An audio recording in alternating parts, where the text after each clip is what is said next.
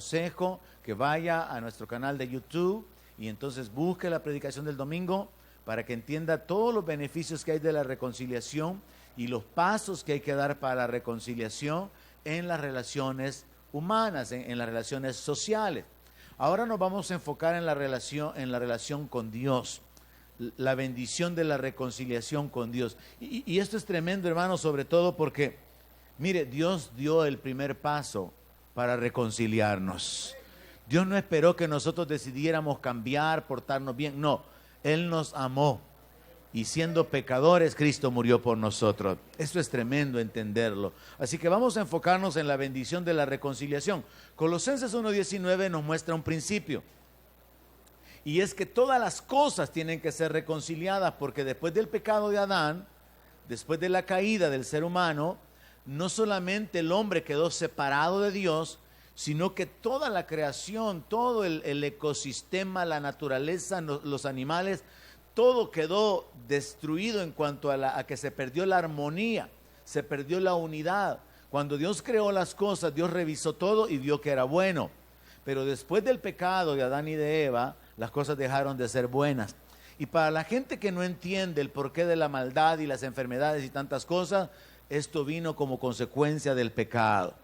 Es el pecado el que trajo la muerte, la enfermedad, los juicios y todas las causas de los sufrimientos humanos, hasta el punto que la tierra misma y la creación misma fue en gran manera afectada y tiene que ser restaurada.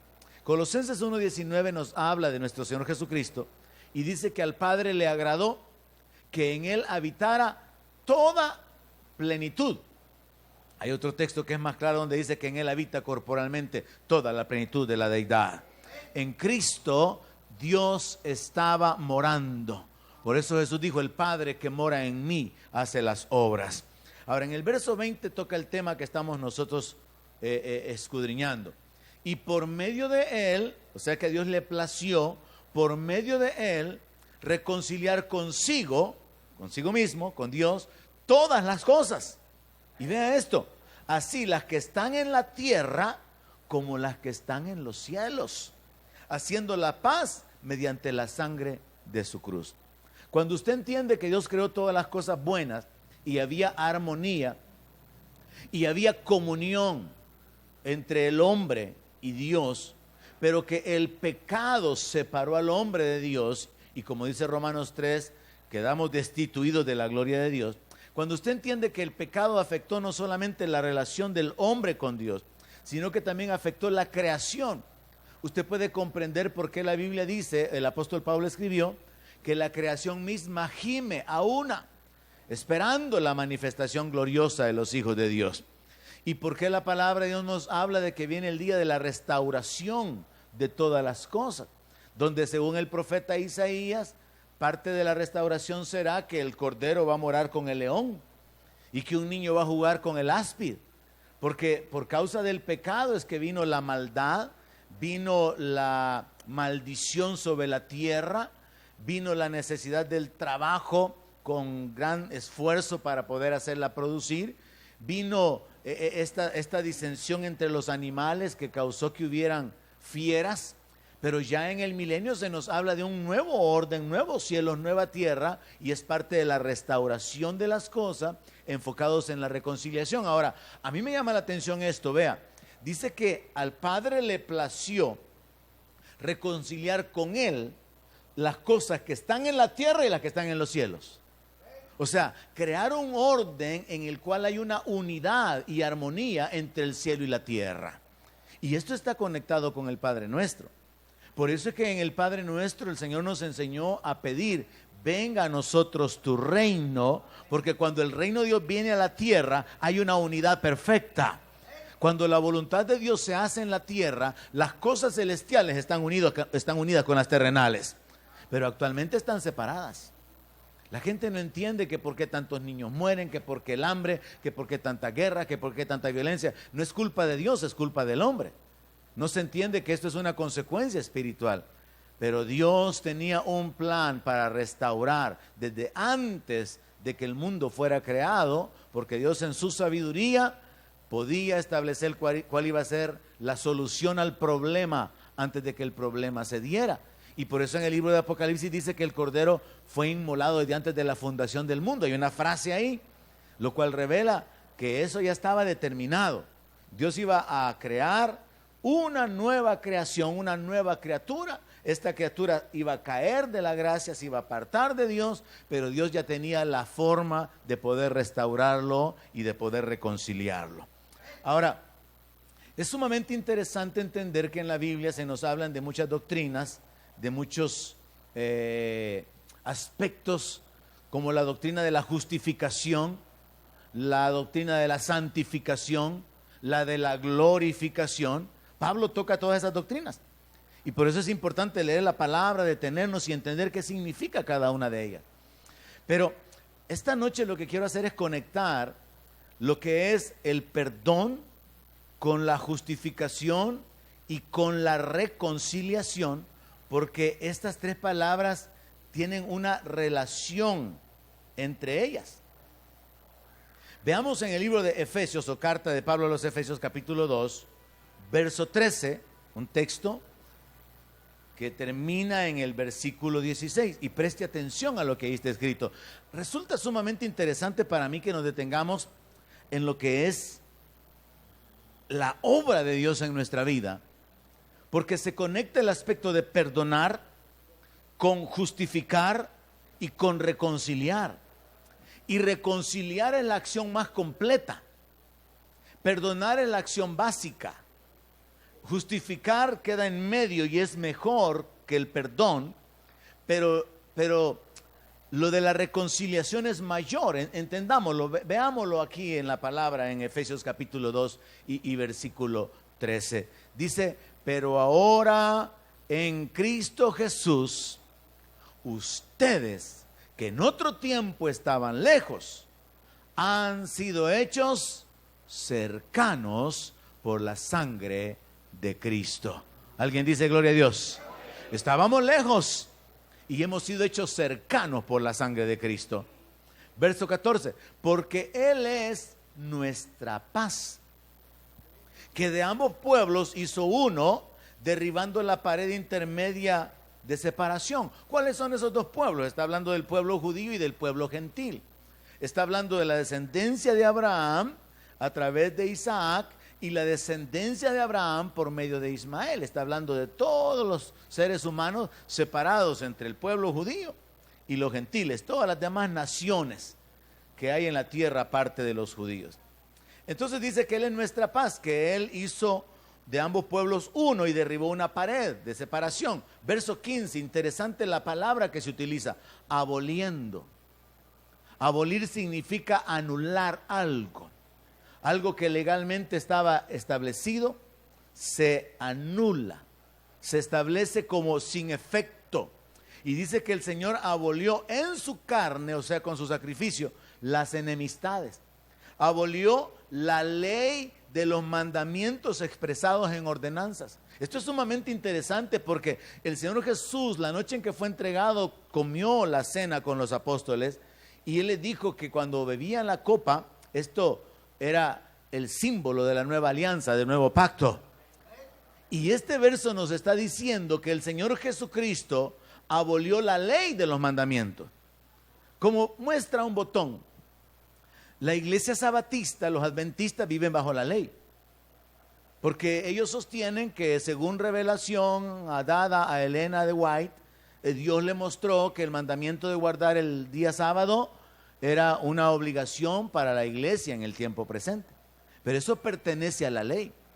Y el apóstol Santiago enseña de que no se puede cumplir toda la ley, quebrar un mandamiento y pensar que estamos justificados, porque el que viola un mandamiento ya no está justificado. Entonces no se puede vivir bajo mandamientos. Y Pablo habla sobre esto en la carta a los Gálatas, que por las obras de la ley ningún hombre puede ser justificado. Y este verso es bien claro. Está diciendo que el Señor abolió la ley de los mandamientos expresados en ordenanza, porque en el nuevo pacto lo que hay es la guianza del Espíritu. Ya no vivimos con prohibiciones, sino que usted tiene que aprender a ser guiado por el Espíritu Santo, para saber qué es lo que debe de hacer en justicia, en misericordia, en verdad. Ya no vivimos bajo prohibiciones y bajo órdenes de lo que hay que hacer, porque el Señor abolió la ley de los mandamientos expresados en ordenanza. Y dice que lo hizo con el propósito de crear en sí mismo de los dos un solo y nuevo hombre, haciendo la paz. O sea, una nueva creación. Ya no una creación que vivía sin ley, desagradando a Dios, y una creación que vivía bajo la ley, pero también desagradaba a Dios, sino que de ambos hace un solo pueblo que sí puede agradar a Dios por medio de la fe. Y eso somos nosotros. Y esa es la iglesia, la que ha sido conformada con gente, con muchedumbre de toda nación, de toda tribu. Es un nuevo hombre, es una nueva criatura. Tenemos que darle el valor que esto tiene, hermanos. Somos nuevas criaturas, somos hijos de Dios. No vivimos por la ley, ni podemos justificarnos por la ley, ni vivimos fuera de la ley, porque estamos bajo la ley de Cristo, sin conocer a Dios y lejos de Dios. Somos una raza diferente, somos una raza escogida, dice 1 de Pedro 2:9. Entonces, aquí el apóstol Pablo está hablando cosas sumamente interesantes. Verso 16 dice que mediante la cruz reconciliar con Dios a ambos en un solo cuerpo, matando en ella las enemistades. Mire, este pasaje desde el verso 13 hasta el verso 16 están sustentando esta verdad. La reconciliación es mejor que el perdón, porque en la reconciliación somos hechos cercanos. Pongamos un ejemplo, supongamos que usted tiene un socio en un negocio y este socio lo defrauda porque tomó decisiones insensatas y a propósito, que causaron que al final el negocio tenga pérdida. Porque él no hizo su parte, porque él tomó su capital, lo ocupó en otra parte y ha dejado el negocio de ambos tambaleando, porque la sociedad que tenían no puede permanecer, no puede avanzar, si no es con los dos sustentando o apoyando aportando el capital. Y viene este socio y lo saca, y usted no sabe, y el negocio va para abajo y no sabe que las finanzas de él no están ahí. Cuando usted se da cuenta, hay un problema, que es lo número uno para establecer una enemistad: hay un agravio. Ahora, que hay un agravio, hay una necesidad que debe de ser solucionada. No solamente el problema que hay en cuanto a lo económico y el negocio, sino la relación entre ambos. ¿Cómo se sentiría usted con alguien en el que ha confiado y lo ha defraudado? Se necesita arreglar esa relación. Ahora, una de las formas de arreglarla sería, bueno, mira, déjame solo. Te perdono lo que me hiciste, agarra tu camino. Y usted se olvida de que lo hizo perder dinero, usted se echa la carga encima y le da para adelante, y usted se enfoca usted solo en el negocio. Usted le perdonó a él la deuda, le perdonó el que lo defraudara. Pero mire cómo entra el aspecto de la justificación, que es algo que solamente se maneja en los términos espirituales de Dios. Sería equivalente a esto, que usted le diga a su amigo: mira, voy a sacar de mis ahorros el dinero que tomaste y lo voy a poner. Y usted no solamente le perdona que lo defraudó, que se gastó el dinero en otra cosa, sino que usted pone más dinero y lo justifica. Y le dice: vaya, asunto arreglado, aquí no ha pasado nada. ¿Verdad que es mejor la justificación que el perdón? Cubre la falta, arregle el problema. Hay una actitud ahí de ir más allá de simplemente perdonar el agravio. Pero la reconciliación es mejor todavía. Si usted mira acá, dice que nosotros que estábamos lejos hemos sido hechos cercanos. ¿Sabe cómo es la reconciliación desde el punto de vista divino? Que nosotros, siendo enemigos, y la Biblia dice que Dios amó al mundo, y cómo Dios podía amar a un mundo pecador, hermano, a un mundo lleno de gente violenta, a un mundo lleno de gente injusta, perversa, depravada, donde hay abusos sexuales, abusos en lo económico, abusos de poder, donde hay asesinos. ¿Cómo Dios podía amar a un mundo pecador? No es un asunto de sentimiento, es un asunto de decisión. Quiero levantar a la creación que está hundida, quiero cambiarlos, quiero darles un mejor futuro, quiero darles una mejor condición de vida. Y ahí es donde entra el amor de Dios. Dios nos amó de tal manera que quiso cambiar nuestra vida. Y ya lo comenzó a hacer por medio de la fe en el Señor Jesucristo. Ya lo comenzó a hacer por causa del sacrificio del Señor. Pero aquí es donde entra la reconciliación. Y esto sería ejemplificado en una tercera etapa de la idea que estoy tratando de mostrarle, y se parecería a que usted no solamente perdona el que le defraudaron, sino que pone el dinero que esta persona malgastó, sacó de escondidas, y usted lo repone y no hay ningún problema, sino que todavía usted toma más tiempo para estar con él y para tener una comunión con él y de vivir como que si no ha pasado nada. Y entonces vamos a comer y mira, pensemos en vacaciones a fin de año, y mira, pensemos en dividirlos, en repartir las ganancias y los dividendos, porque la reconciliación nos acerca. Yo quiero que alcance a entender eso. Perdonar es una cosa, si lo ponemos en una escala de valores. Perdonar está en un nivel, justificar está más arriba, pero reconciliar queda más elevado. Y Dios nos ha reconciliado. ¿Qué significa eso? No solamente perdonó la deuda, sino que Él mismo pagó la deuda. ¿Va entendiendo eso? Jesús pagó nuestra deuda. Pero no solamente pagó nuestra deuda, sino que nos hace cercanos a Él y quiere tener comunión con nosotros. Yo no sé si usted ya lo alcanzó a ver, hermano, pero esto es glorioso. La reconciliación con Dios no es para estar sentados en la iglesia. La reconciliación con Dios no es para ser miembros de ninguna iglesia evangélica y pasar semana tras semana cantando coritos. Es para tener comunión con Dios. Es para tener libertad de acercarnos a su presencia. Es para tener confianza de llegar delante del trono de la gracia. Imagínense, de enemigos a estar presentes en la presencia de Dios. Porque ahí es donde Dios nos ha llamado, a su gloria eterna. Entonces usted tiene que aprender a darle gloria a Dios, que no solamente lo perdonó, la doctrina del perdón, lo ha justificado, Él pagó la cuenta, sino que también lo ha reconciliado, lo ha acercado para que usted tenga comunión con Él. Es tremendo esto. Así que vemos que Dios nos acerca, destruye la enemistad, y entonces al escudriñar en la palabra de Dios, la palabra reconciliar en el original, descubrimos algo sumamente importante. Y esta significa regresarnos al punto de tener el favor de alguien. Así que mire, Dios no solamente nos perdonó la deuda, sino que nos justificó pagando Él la deuda, sino que nos ha reconciliado, lo cual significa que nos ha colocado en una relación con Él, en la cual de nuevo podemos tener su favor. Vivir bajo la gracia de Dios es algo glorioso.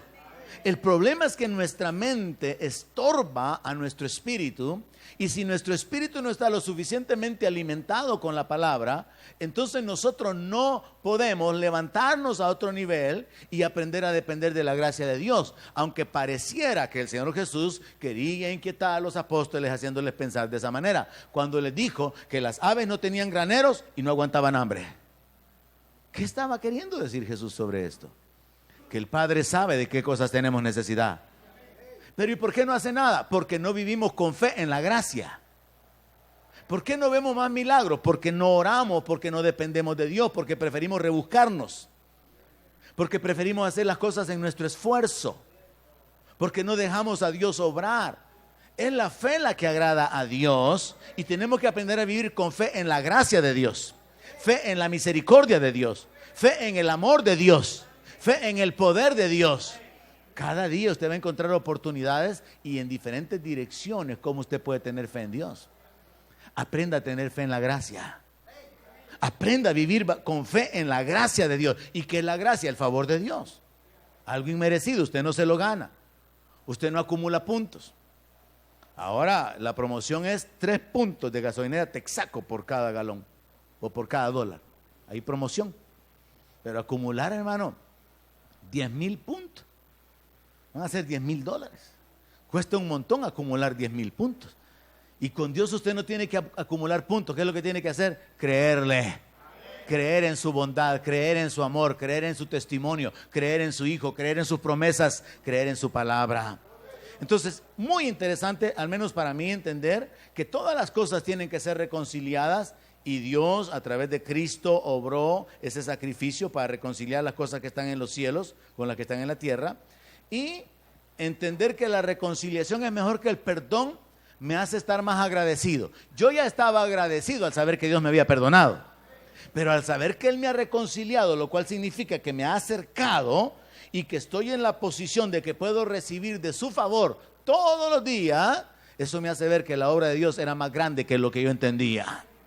Porque nosotros le predicamos a la gente que Dios puede perdonar sus pecados si se arrepienten, pero no solamente perdonarlos, reconciliarlos, llevarlos a la comunión con Él, regresarnos al punto de tener el favor con Él. Ahora, cuando nos enfocamos en los beneficios, vamos a ocupar Romanos capítulo 5. Los beneficios de la reconciliación están prácticamente que juntos ahí. Yo recientemente le he mencionado, quizá unas 2 o 3 veces, que es admirable cómo algunas cartas y algunas enseñanzas y aspectos doctrinales están ordenados en la Biblia. Otros como que hay que buscarlos, hay que sustentarlos hasta entre el Antiguo Testamento y el Nuevo y en diferentes cartas o libros. Pero hay otras que usted agarra un capítulo y encuentra un montón de cosas en orden. Ahora, en Romanos capítulo 5 se ocupa la palabra justificar. Romanos 5:1 dice, justificados pues por la fe, no solo perdonados, sino que declarados justos. No es solamente que usted le dice a su amigo, a su socio, vaya, olvidémonos de esto, hasta aquí que quede, no hay problema, no te voy a meter demanda, no, sino que usted puso el dinero y lo justificó. Él sigue estando en la condición de que todo está bien, todo está en orden, como que si él hubiera puesto el dinero. Entonces, justificados, habiendo sido perdonados y habiendo el Señor pagado el precio, ahora viene el apóstol Pablo y dice que eso se logró por medio de la fe. Tenemos paz para con Dios. Primer beneficio. Por medio de nuestro Señor Jesucristo, por quien también tenemos entrada por la fe a esta gracia. Segundo beneficio, en la cual estamos firmes y nos gloriamos en la esperanza de la gloria de Dios. Tercer beneficio, y no solo esto, sino que también nos gloriamos en las tribulaciones. Cuarto beneficio. Detengámonos un poquitito. Tenemos paz para con Dios. Ya no hay angustia de la muerte. Yo no sé si usted realmente ha llegado a ese punto, al menos, aunque sea de una manera intermitente, en la que usted tiene tal seguridad y tal convicción de que si usted se muere, usted no tiene temor de morirse. Y esa es la consecuencia de estar justificado. Que usted dice, si me muero, yo sé que voy con mi Señor. Y escuchar a un creyente hablar de esa manera, hermano, pero con convicción, es una de las cosas más preciosas que hay. Porque escuchar a un moribundo que está temeroso, que está angustiado, que está afligido y que está hasta mirando demonios, eso es horrible. Ver a una persona que vive angustiada, no quiero morirme, no quiero morir. Y tampoco tiene esperanza porque no sabe qué hacer, eso es terrible. Entonces vea lo que el apóstol Pablo dice. El primer beneficio es, tenemos paz para con Dios. Una cosa es la paz de Dios. Nuestro Señor Jesús dijo, mi paz os dejo, mi paz os doy. No como el mundo la da.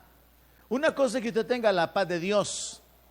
La paz de Dios es algo interior relacionado con que usted ya no tiene un sentimiento de culpa, de condenación. Pero la paz con Dios significa que usted no tiene temor de encontrarse con Dios.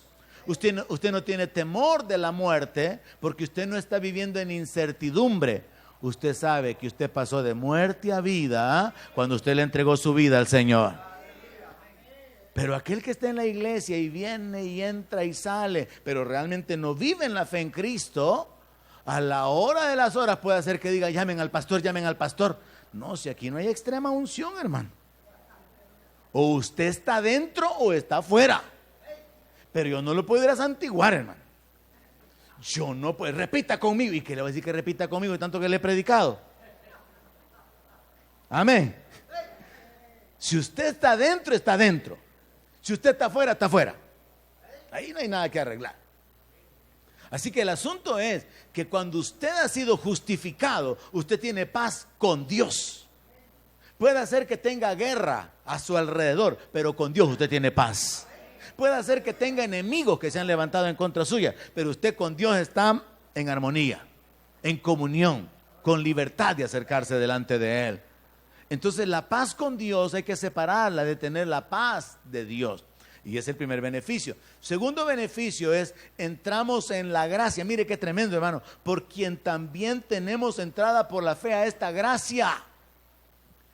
Tenemos la entrada a una vida bajo la gracia de Dios.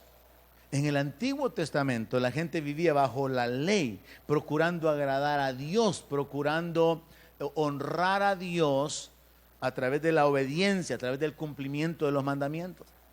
Pero en el Nuevo Testamento es la fe la que se pone en alto para establecer que siempre fue por fe, solo puede ser por fe que se agrada a Dios y es por la fe que se entra en la gracia. Entonces mire, hay ciertas ideas, qué bueno que pudiéramos hacerlo como se hace con los archivos. Usted está escribiendo en la computadora y le dice borrar, borrar, borrar, borrar, borrar y se regresa. Qué bueno que pudiéramos borrar algunos archivos en nuestra cabeza. Como por ejemplo, si no trabajo no como. Porque hay gente que no trabaja y comen. Montón de gente, hasta inconversos no trabajan y comen. Y hay muchos creyentes que tienen clavado ese archivo en su mente. Si no trabajo no como, pastor. Así que no ande predicando tanto eso, oye, de que yo no me aparezco por aquí. Hay ciertos archivos que hay que borrar. Porque nuestra mente nos detiene del caminar en el Espíritu, del caminar en la fe. Y usted puede encontrar grandes ejemplos en la Biblia de que al hacer la voluntad de Dios, Dios va a manifestarse. Ahora, obviamente, no estamos diciendo que no hay que trabajar, porque la Biblia dice que el que no trabaje, que no coma, porque algunos también se van a un extremo. Y hay muchos evangélicos que han dicho eso. No es que Dios me ha llamado a que predique su palabra y yo en ayuno y la palabra y Él me va a sostener. Tampoco es así el asunto. Hay que tener el equilibrio y la sabiduría. Ahora bien, entrar en la gracia significa que usted comprende que su vida ahora ha sido cambiada porque usted no está debajo de la ley. Donde quiera que camina hay una ley, donde quiera que va hay un mandamiento, hay una ordenanza, hay una prohibición. Sino que usted entiende esto, usted está debajo de la gracia de Dios. Imagínese la gracia como una sombrilla. Y la sombrilla le da la sombra mientras usted está debajo del sol. La sombrilla lo guarda de la lluvia mientras usted está en medio de una tormenta. Entonces, imagínese usted caminando bajo la gracia de Dios, porque eso es lo que el apóstol Pablo enseña en otra carta. Él dice, el pecado no se enseñoreará de vosotros porque no estáis bajo la ley, sino bajo la gracia. Yo estoy bajo la gracia de Dios. El favor de Dios está sobre mi vida. Sí, el mundo está en contra, pero el favor de Dios está sobre mi vida. Sí, hay algunos en contra mía, pero son más los que están a favor mío. Sí, hay uno que es grande y está en contra mía, pero es más grande el que está conmigo. Hay que aprender a vivir en la gracia, pero esa fe se edifica con la palabra. Y cuando usted logra edificar una fe fuerte, usted logra derribar los argumentos en su cabeza. Y usted aprende a vivir de manera que usted no está afanado, sino que usted está confiado en Dios. Mire, muchos creyentes han tenido que pasar por esta experiencia. Y cercanamente sucedió con una hermana de mi esposa, algunos la conocen. Ella estaba afanada en su negocio el domingo. Mi esposa fue a hablar con ella porque recibió una palabra de Dios sobre en vano trabaja el que trabaja si Jehová no trabaja, si no edifica. En vano vela la guardia si Jehová no vela. Entonces fue a hablar con ella y le dijo, mira, el Señor dice esto, esto y esto. Y ella fue obediente porque estaba afanada, que no quería dejar ni un día de ir a trabajar. Y le dice, te estás dejando de congregar. Antes ibas a la iglesia, antes estabas fiel, antes estabas sirviendo, y ahora que Dios te ha bendecido con un negocio, no tenés tiempo para adorar al Dios que te regaló el negocio. Y ella fue obediente. Y ella dejó de ir los domingos, aunque le costó un poco porque le decía, es que es el día que más vendo, es que se me van a ir los clientes. Y mi esposa le dice, tenés que confiar en Dios. Dios te puede hacer que el sábado vendas más que el domingo. Dios te puede hacer que si la gente realmente quiere prosperar, si la gente realmente quiere que tú le vendas, no le va a importar que tú no estés el domingo, te van a volver a buscar porque Dios va a causar que vengan. Y sabe que hay un testimonio tremendo sobre eso porque eso fue antes de que el mercado de Santa Tecla fuera construido. Estaban en unas champas enfrente y se incendia ese asunto usted. Y cuando se incendia, la gran bulla, la inquietud y la cuestión de estar viendo ahora qué vamos a ir a recoger. ¿Y qué cree, hermano? Que el negocio de ella Así alrededor se había quemado todo y todas las cosas de ella estaban buenas. Ella no perdió nada, nada se le arruinó, nada se le quemó, pero es algo así sorprendente que cualquiera le diría a usted, terapia de pastor para tenerlo a usted así en la iglesia, ve. No, hermano, vive Jehová, que Dios puede hacer milagros. Amén. Pero el asunto es cambiar nuestra mentalidad y saber, vivo bajo la gracia de Dios, voy a depender de Dios, voy a esperar en Dios. Así que el asunto aquí número 2 es centramos en la gracia. Número 3 es nos gloriamos en la esperanza. ¿Cómo se puede traducir eso? Esperamos con gozo. Tenemos una esperanza y nos gloriamos como que ya la tenemos. Así como el niño que usted le ofreció su regalo para fin de año si pasaba grado, ya pasó, usted a saber cómo le va a hacer, pero usted le dijo que se lo iba a comprar y el niño da por hecho que eso lo tiene porque lo tiene, porque su papá y su mamá no le van a fallar. Así tiene que aprender a vivir en su relación con Dios. Él no falla, Él es fiel, pero usted tiene que mantener una fe constante, porque si usted duda, ni crea que va a recibir nada del Señor, dice Santiago. Entonces al final el asunto está de nuestro lado, la pelota está en nuestra cancha. Número 4, beneficio de ser reconciliado, nos gloriamos en las tribulaciones. Y sí, esta es una de las cosas que Pablo escribió de las más locas, gloriarse en las tribulaciones. ¿Y qué tal, hermano? Aquí bien atribulado, bien, hermano, bendito el Señor. Nos gloriamos en las tribulaciones. ¿Y qué tal, hermana? Viera, con mi esposa tenemos un problema ahorita, pero bendito sea el Señor. Bendito sea el Señor. Nos gloriamos en las tribulaciones. Aquí bien acabado, hermano, y endeudado. Viera que ahorita estoy esperando el milagro, viendo por dónde se va a aparecer. La actitud de fe, hermano. Recuerda el profeta que estaba orando por lluvia y manda al criado y le dice, anda a ver si hay lluvia, y va, no hay nada, le dice. Y vuelve a orar, anda a ver, nada. Y va a orar otra vez, anda a ver, mira, le dice, una nubecita así chiquitita como la palma de una mano. ¿Se imagina usted, hermano? En un cielo despejado, una nube así, chiquitita, del tamaño de la palma de una mano. Y el profeta le dice, corre que viene un gran aguacero. Mire, yo le he dicho a usted, que es comerciante, no ande haciendo nombre de Dios, que eso es religioso. Eso es religioso. Diga en el nombre de Jesús. Pero eso, con usted voy a hacer nombre de Dios. Ni mencionan el nombre de Dios, ni está haciendo nada en realidad. Dele gloria a Dios y diga en el nombre de Jesús soy bendecida, soy bendecido desde el principio del día hasta el final del día. Amén. Y cuando vea una ventecita así, ¿verdad? Que allá como a las 10:30 de la mañana diga, hoy llegó la bendición. ¿Y qué te pasa, mamá? Le van a decir, estoy contenta porque ya viene el aguacero. Mira, pero aquí solo 5 pesos ahí en la caja. No, pero es que ya viene. Porque usted va a mirar por fe la bendición. Porque ha entrado a vivir bajo la gracia de Dios. Y aunque esté en las tribulaciones, usted se puede gloriar. Esto es loco, hermano. Por eso es que el apóstol Pablo dijo, miren, tolérenme un poco de locura. Pero esta es locura buena. Porque hay unos locos evangélicos que están bien locos. De eso no quiero que sea usted, hermano. De los que andan zapateando y andan con cintos. No, eso no, hermano. Ahí sí no. Verso 7. Ciertamente apenas morirá alguno por un justo, con todo pudiera ser que alguno osara morir por el bueno, mas Dios muestra su amor para con nosotros, en que siendo aún pecadores, Cristo murió por nosotros. Se pone en realce el hecho de que podría darse de que usted haga un buen esfuerzo por su amigo de la infancia, su compañero de bachillerato, una persona así con la que estuvieron muy unidos y se lo encuentra, está mal y usted hace esfuerzo, sacrificio por esa persona, pero que lo haga por un malo, por un bandido. La palabra ocupa el apóstol Pablo ocupa la palabra para poner este ejemplo. Eso de que alguien vaya a morir por un justo, pudiera ser. Pero Dios mostró su amor en que siendo aún pecadores, Cristo murió por nosotros. ¿Sabe? Este es el nivel del amor y esto es un problema para nosotros, una carga para nosotros. Maridos, amad a vuestras mujeres como Cristo amó a la iglesia. Ay, hermano, eso es injusto. Eso es injusto. Mujeres, obedeced en todo a su marido. Hermanas, eso es injusto. Obedecerle a un hombre que dijo que no, que dijo que mañana, que todavía... No, eso es injusto. Dios nos ha puesto ciertas cargas en su sabiduría que no cuadran mucho. Pero lo más injusto es con el hombre, fíjese. Porque mire, amar a la esposa como Cristo amó a la iglesia, es que ese es como Messi, es de otro mundo.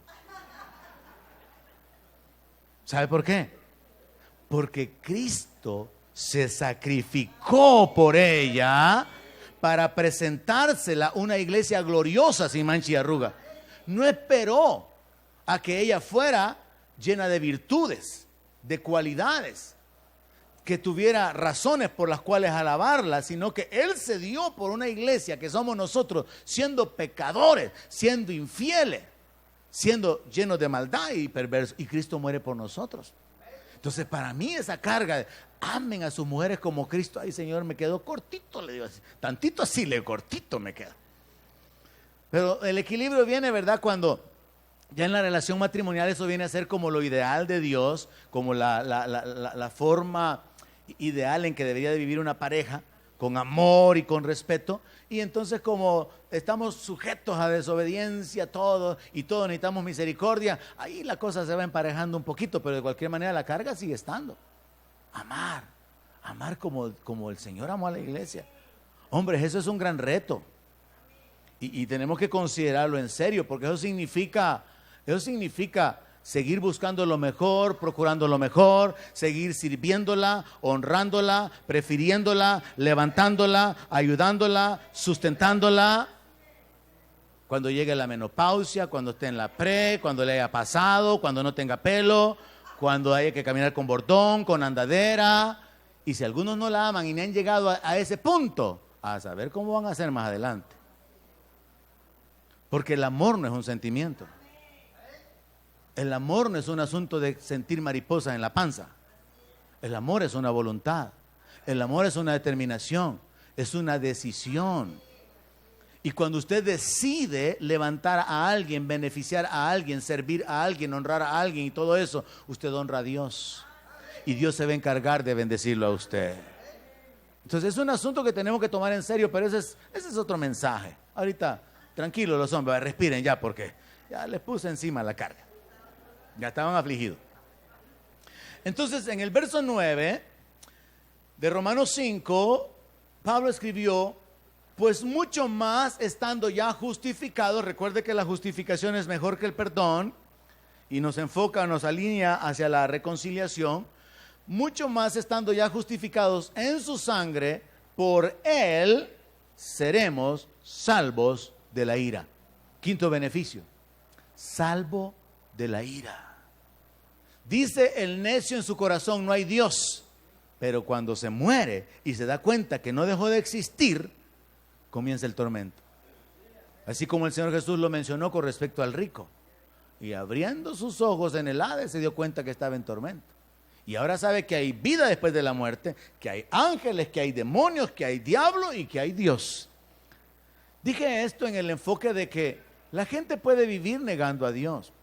Y los ateos ofenden, los ateos ridiculizan, los ateos se ponen bastante soberbios en cuanto al conocimiento que ellos tienen, supuestamente alcanzado a través de la educación.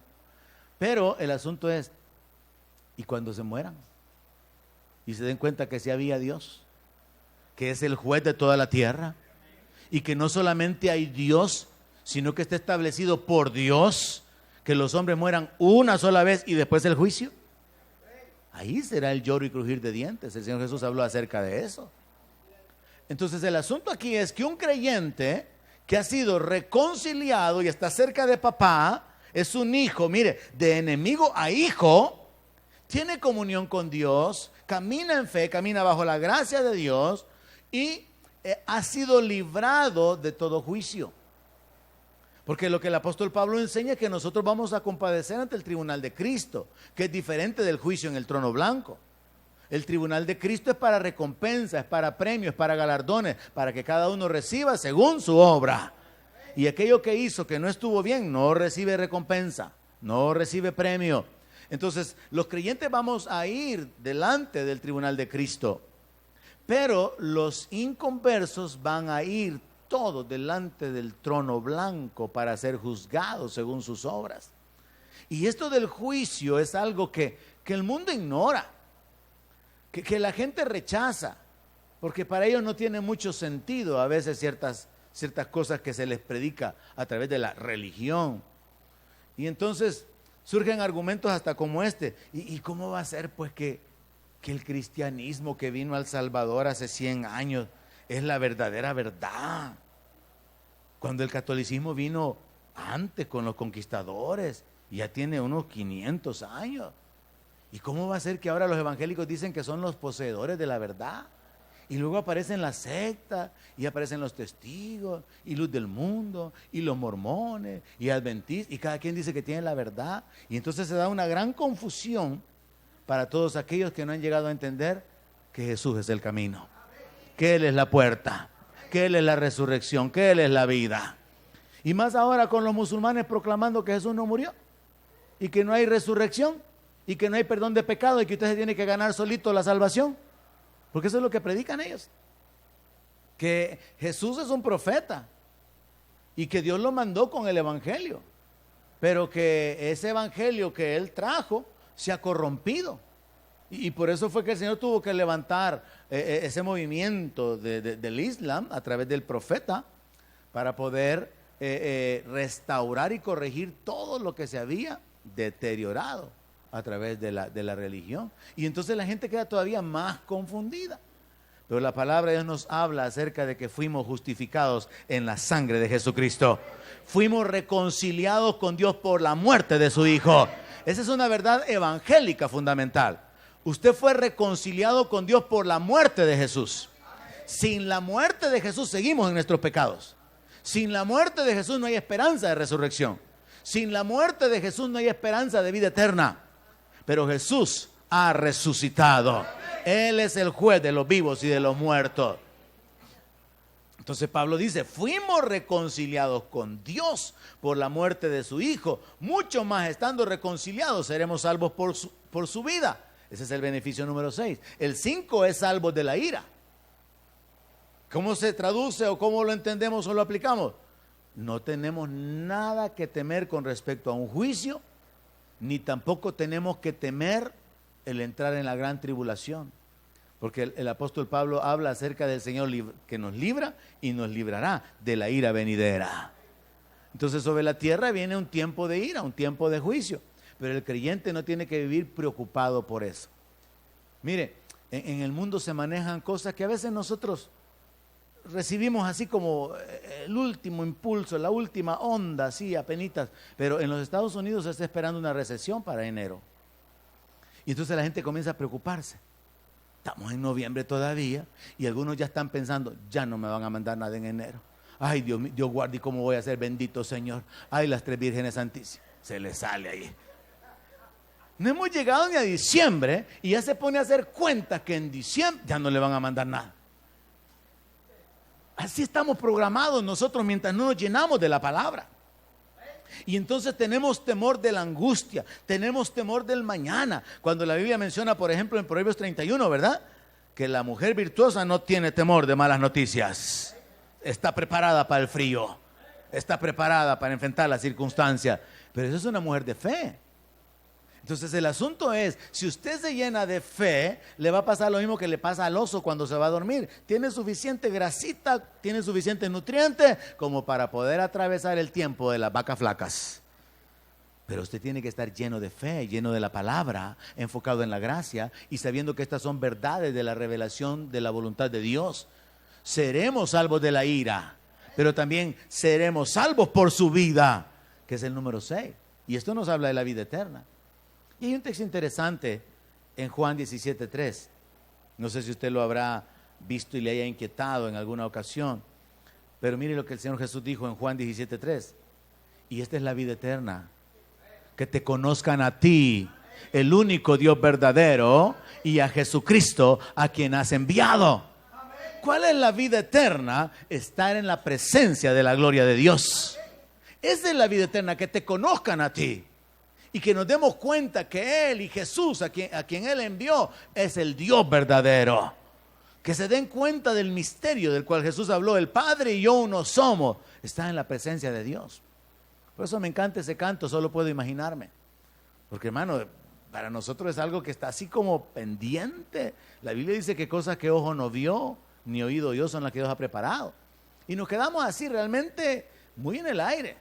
Cuando yo doy la enseñanza sobre escatología y el libro de Apocalipsis, me hacen preguntas con respecto al futuro, la eternidad. La Biblia no dice mayor cosa. Sí nos habla de la ciudad que desciende, la gloria de la ciudad, que los siervos habitan en la presencia de Dios, que hay un árbol a los dos lados del río, el árbol de la vida. Sí nos dice ciertas cosas, pero la vida en sí, la vida, no hay mucha información. Porque ahí es donde se va a cumplir el hecho de que el apóstol Pablo dijera, es que en parte conocemos y en parte profetizamos. O la palabra que dice que las cosas secretas le pertenecen a Dios, las reveladas a nosotros. Entonces hay algo que está preparado y nosotros solamente tenemos como un vislumbre de la gloria. Pero yo pienso en esto, si la entrada de un ángel al cuarto de alguien inundaría de gloria ese cuarto, ¿cómo no será estar en la gloria de Dios? Juan cayó como muerto ante la presencia del Señor. Daniel dice que se quedó convaleciente, si usted lee la palabra. Cayó como muerto y no se podía ni levantar. ¿Sabe que por eso en parte la palabra dice que toda rodilla se doblará? Porque delante de Dios, hermano, nadie puede permanecer. Orgullosito aquí, pero delante de Dios no hay orgullosito que permanezca. Así todo altanero, todo levantadito, todo alzadito, pero delante de Dios nadie puede permanecer de esa manera. Entonces vemos aquí en la palabra que el número 5 es salvos de la ira, número 6 es salvos por su vida, y esto nos habla de la eternidad, nos habla de conocer a Dios, nos habla de estar en la presencia de Dios, nos habla de la esperanza de David, de Job, cuando ellos mencionaban, estaré satisfecho cuando despierte a tu semejanza. Cuando seamos vestidos de la gloria, según Romanos 8, la gloria de Jesús en nosotros. Entonces, número 5 es, seremos salvos de la ira, y número 6 es, salvos por su vida. Verso 11, y no solo esto, o sea que hay más beneficios de haber sido reconciliados, justificados, perdonados, porque es como que la reconciliación cubre los demás aspectos, el perdón y la justicia. Y no solo esto, sino que también nos gloriamos en Dios por el Señor nuestro Jesucristo, por quien hemos recibido ahora la reconciliación. ¿Cuántos ya recibieron la reconciliación?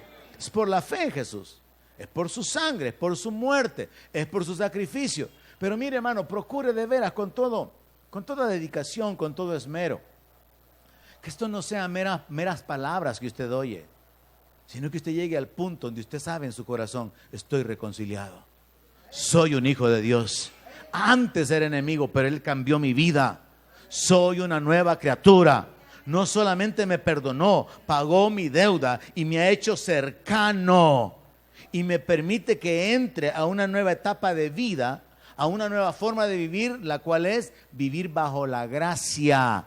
Aprenda a vivir bajo la gracia de Dios, aprenda a vivir sin temor del futuro, porque el futuro está en las manos de Dios. Escuchaba, aunque brevemente, uno de los predicadores que me encantan de Estados Unidos, T.D. Jakes, y él dice, Dios nunca te va a mandar un gigante para que te mate. Te va a mandar gigantes para probar quién eres tú. Y bajo ese enfoque, hermano, Dios manda a Goliat, permite estas circunstancias para que se probara, quedara escrito y asentado que David era más gigante que Goliat. Y eso es usted cuando usted cree que usted es más que vencedor en Cristo. Eso es usted cuando usted camina en la gracia, cuando usted camina en fe en la gracia. Eso es usted cuando camina por la palabra y no por lo que ven sus ojos. Porque este es nuestro problema, que venimos a la iglesia para ser reentrenados, pero luego nos vamos al mundo y el mundo nos restriega. ¿Le parece un buen dicho? El mundo nos arrastra, el mundo nos derriba. Pero venimos a la iglesia para ser entrenados con la palabra, para enfocarnos en lo espiritual, para enfocarnos en la victoria, enfocarnos en las promesas. Pero como luego salimos y seguimos nuestra vida natural, allí nos derrumbamos. Si pudiéramos permanecer mirando las cosas que no se ven, si pudiéramos permanecer con nuestra mirada en Cristo, llegaríamos a esta convicción: nada importa, solo tú, Señor. Todo está bien contigo y todo va a estar bien porque tú estás en control de todas las cosas. Porque hay uno, el Altísimo, que gobierna sobre el gobierno de los hombres y Él tiene el control de todas las cosas. Y aunque no entendamos y aunque tengamos que pasar por tribulaciones y circunstancias y etapas difíciles, podemos confiar: Dios sigue siendo bueno siempre. Dios es fiel siempre. Dios se deleita en hacer misericordia todos los días. Y su gracia está disponible para nosotros. Entonces, qué interesante entender: Dios me perdonó, Dios me justificó y Dios me reconcilió consigo mismo. Me ha colocado en una posición donde puedo recibir su favor. Puedo vivir sin temor. Puedo vivir sin la angustia por el futuro, estando seguro de que seré salvo, que voy a ser salvo o librado de la ira venidera. Y aún puedo gloriarme en Él. Esa palabra gloriarse significa jactarse. La Biblia dice que el que se gloría, gloríese en el Señor. Entonces usted aprende a gloriarse en el Señor. Esto significa como jactarse de los logros, de las bendiciones, de las experiencias, de lo que ha disfrutado, pero escondiendo en esto el favor de Dios y la intervención divina. Usted se gloría en Dios porque usted es lo que es, porque Dios ha obrado en su vida. Usted tiene lo que tiene porque Dios ha estado con usted. Y usted se puede gloriar en Él, no en su habilidad. ¿Cuál sería la forma? Es lo que Nabucodonosor hizo. Se acercó al balcón del palacio y yo me lo imagino observar todo el imperio desde ahí y ver los jardines colgantes, que eran una de las 7 maravillas del mundo, y decir para sí mismo, mientras extendía los brazos: ¿no es esta la gran Babilonia que yo creé para mi gloria? Eso es gloriarse en la carne. Pero es diferente gloriarse en el Señor. Porque en el gloriarse en el Señor, realmente usted se jacta de lo que es, lo que hace, lo que tiene, porque Dios ha estado con usted. Porque Dios lo ha sostenido. Porque Dios ha manifestado su poder y su voluntad en su vida. Entonces, Pablo nos habla de que este es el 7º beneficio. Nos gloriamos en el Señor. Y concluimos en 2 Corintios 5, 18. Le hago un resumen del mensaje. A, todas las cosas deben de ser reconciliadas, las que están en los cielos y las que están en la tierra. B, la reconciliación es mejor que el perdón, porque después del perdón sigue la justificación y después está la reconciliación que cubre todos esos aspectos. C, tenemos por lo menos 7 beneficios que podemos alcanzar a través de la reconciliación con el Señor. El número 1 es que tenemos paz con Dios. El número 2, entramos a vivir en la gracia de Dios. El número 3, nos gloriamos en la esperanza que tenemos como algo seguro y firme. El número 4, nos gloriamos en las tribulaciones. Número 5, seremos salvos de la ira venidera. Número 6, seremos salvos por su vida, o sea, la eternidad. Y número 7, nos gloriamos en el Señor. Le damos a Él la gloria de lo que hemos alcanzado, de lo que hemos logrado, de lo que podemos hacer. ¿Verdad? Le dice: hermana, qué bonito canta usted. Mire que Dios en su gracia, en su misericordia, ¿verdad?, me permite que le alabe. No, si es que yo estuve 7 años yendo allá al instituto. Es que yo cantaba ópera. Nada. Sino que usted le da la gloria a Dios en todo. Amén. Así que el punto final: todos podemos involucrarnos en el ministerio de la reconciliación. 2 Corintios 5, 18. Dice el apóstol Pablo: y todo esto proviene de Dios, quien nos reconcilió consigo mismo por Cristo. Los que estamos reconciliados recibimos el ministerio de la reconciliación, es decir, anunciarle a otros: Dios te quiere perdonar, Dios te quiere justificar, Dios te quiere cerca, Dios te quiere reconciliar. Entonces dice: esto proviene de Dios, quien nos reconcilió consigo mismo por Cristo y nos dio el ministerio de la reconciliación. que Dios estaba en Cristo reconciliando consigo al mundo, no tomándoles en cuenta a los hombres sus pecados, sino que al contrario, cargándolos sobre el Señor Jesucristo el peso de nuestro pecado, y a nosotros nos encargó la palabra de la reconciliación. Mi hermano, si usted realmente tiene este entendimiento de que usted ha sido reconciliado, hable con otros de que es posible reconciliarse con Dios. Pablo avanza sobre este pasaje diciendo, así que nosotros como embajadores de Cristo les rogamos, reconcíliense hoy con Dios. Vuelvan a esa relación de armonía, de amistad, de comunión en la cual van a vivir bajo el favor y la gracia de Dios. Aplíquelo en su vida, aplique estos beneficios, viva por fe sobre estos beneficios y tome la decisión de involucrarse en este ministerio, el ministerio de la reconciliación. Amén. Donde mi palabra sea su alimento, allí quiero